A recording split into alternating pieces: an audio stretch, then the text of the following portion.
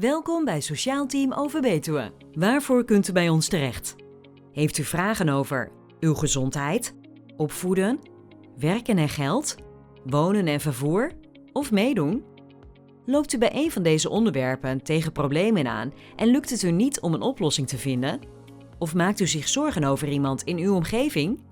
Sociaal Team Overbetuwe staat voor u klaar. Sociaal Team Overbetuwe bestaat uit medewerkers van verschillende organisaties. Dit zijn Forte Welzijn, MEE, Santé Partners en Gemeente Overbetuwe. Daarnaast bestaat ons team uit vrijwillige medewerkers. Als organisaties werken we samen omdat we denken dat we u zo het beste kunnen helpen met uw vraag.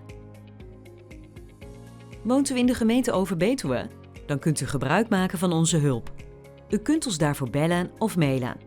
Of kom langs op ons spreekuur.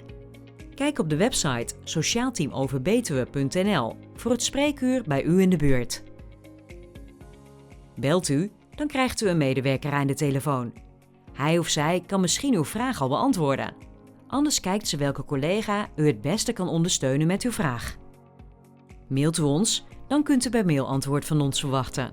Tenzij u aangeeft dat u het fijn vindt als we u bellen. Komt u langs op het spreekuur, dan kijkt onze medewerker of hij of zij uw vraag direct kan beantwoorden.